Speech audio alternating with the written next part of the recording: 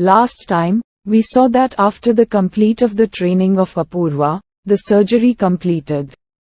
Thereby in the hospital after the surgery, Damini and Diya came to see Apurva along with a baby named Yash. Now continues.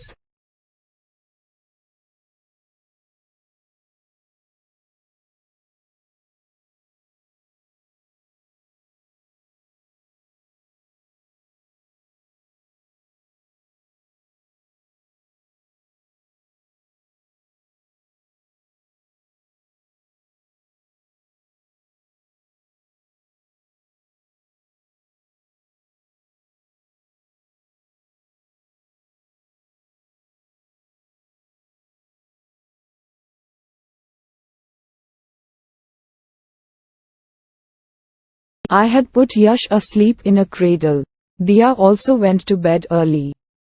I sat on the sofa to relax. Damini had changed to Darshan. He sat near me and asked, "How did you know what to do when the baby was in your lap?" I just answered that it must be the maternal instinct. There was a concern in Darshan's face, but he did not express it. The next day we left for Mumbai. For any bystander, we looked like a family of husband, wife and 2 children who were traveling, and that was the exact scenario we wanted to show. Our accommodations were made in a flat right opposite Bhagwan's office with a gallery facing the office entrance. A CCTV camera was installed in such a way that it recorded every person moments who were coming in or going out of the office. One of the rooms was turned into a surveillance room with a single LED TV having multiple screens. I later came to know that all these streaming were coming from Bhagwan's office. For this mission, Darshan had joined Micro Inc. as a security in charge. He started work the very next day. My job was to take care of the children and the house, and also going through the CCTV camera feed for any sign of Bhagwan.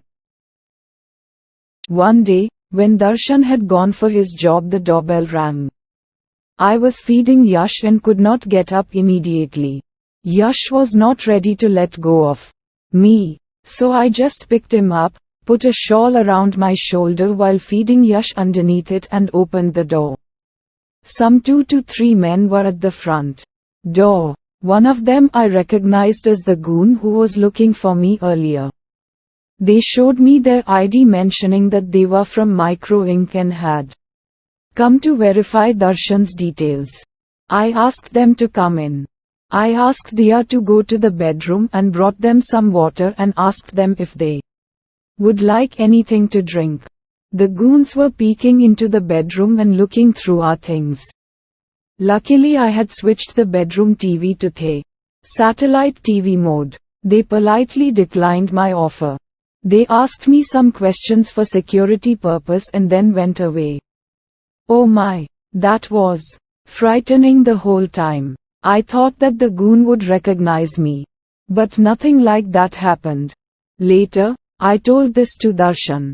He just brushed it off as a routine security check, but I also pointed out that one of the men I had recognized as the goon who was looking for me earlier. He said he would look into the matter and also keep an eye on him. Days went by. By then, we knew every resident of the building. We attended my social parties and gatherings together to see if we could identify Khalil. But it was no use. In these parties and at home, I used to steal a glance at Darshan and catch him looking at me in a funny way. On the other hand, it had become a frequent visit for the security goons to come and go in the building where we lived. Were they still spying on our family to ensure that Darshan can be trusted to work in their company? Maybe that's why they would come to our building often, I thought. But I used to feel a little afraid whenever they came. I used to keep both the kids close to me as if I was protecting them. When that happened, I don't know if it was acting or I was becoming their mother. In the meanwhile, I became friends with Mrs. Chawla. She was the lady who lived in the top floor penthouse. She was a nice and friendly lady, though seldom she would come out of her flat. She liked kids and would invite me to her house every now and then. Many a times I used to go there as Dia liked the open terrace she had. But something about the lady would tick me off, like looking suspiciously at me or sometime talking gibberish. But I then started ignoring it. One day, while we were having tea, the same goons came to her house. Her demeanor changed when she saw them. Why were they at her house? And why did her demeanor change? Are these guys not tracking every person we met? If that was the case, Darshan and I had to be extra careful. Mrs. Chawla asked those goons to wait outside and excused herself and went to talk to them.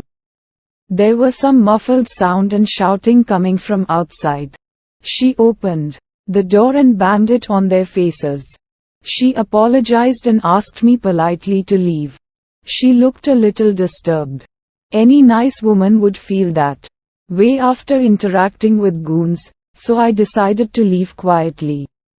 When I was leaving, I heard the same people cursing her for her behavior, and it slipped from one person's mouth. If he wasn't the boss, I would have killed him, but the rest of them hushed him. First, I did not understand what he meant. Then it occurred to me, can Mrs. Chawla be Bhagwan's accomplice? I told about my doubts to Darshan. He asked me to invite Mrs. Chawla for dinner, so that he could go to Mrs. Chawla's house and install a hidden camera in her house. I called up Mrs. Chawla and inquired if she was okay to come for dinner. She confirmed in an affirmative. I invited her for dinner as I thought she should not be alone today with whatever happened today. Since she was always nice to me, I had started to worry about her a little. She said that she will be at our home by 8 in the evening. When she came to our house, I called up Darshan as to when he was coming. This was a cue to him that he should do his investigative work. He confirmed that he would be home within half an hour, which was more than enough for him to install a camera. By 8:30 p.m., he was back home smiling. I understood what happened. He had installed the hidden camera in Mrs. Chawla's and I went on to set the table. We had a nice dinner with Mrs. Chawla and then she left after a little chat with us. We had a great time with Mrs. Chawla at dinner. For a few days, nothing was out of the ordinary. Mrs. Chawla had a simple routine: eat, sleep, live, repeat. Nothing out of the ordinary. Her maid used to come, complete all the chores and leave. One day she had a meeting with some people. When they came by, her demeanor changed again. She started walking in a distinct style in front of those men, and when I heard her voice I was horrified. I could never forget that distinctive voice. It was Bhagwan and he was asking about me, if they had found me. I was frightened but immediately called Darshan and told him to come immediately. I had found Bhagwan. I told Darshan that Bhagwan was doing what I was doing to save my life. Bhagwan was masquerading as Mrs. Chawla. Darshan came by immediately with a force and directly went to Mrs. Chawla's flat. They broke open the door.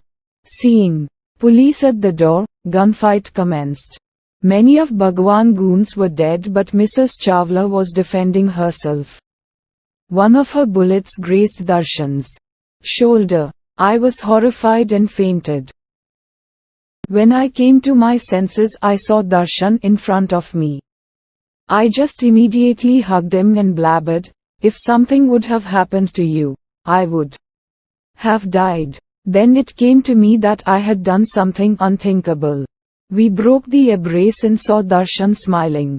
He just said, "Me too, Khalil." Bhagwan Akka Mrs. Chawla had been killed in the gunfight. Through her DNA report and other samples, it was confirmed that Khalil Bhagwan and Mrs. Chawla were the same person. There was no more any reason for me to be afraid of life. That also meant that I didn't have to live as Apurva, a married woman anymore. I wasn't a married woman. While I was happy to be free to live once again, the thought of leaving my family and my kids broke my heart. I looked at Darshan with tear-filled eyes. He read my thoughts. He embraced me once again and comforted me. A few days later, we had a secret wedding with Dr. Sathe, doing my Kanyadan, and ACP Patil were our witnesses. We took a family photo with Yash, carried by Darshan and me carrying Diya on my hips, and another photo with Damini carrying Diya on her hips while me carrying Yash. We had grown to be a happy family. Looking back in time, it feels strange that I had never thought of having such a family where I would be a mother. But once you have experienced the great feeling of motherhood, there is no going back. The end.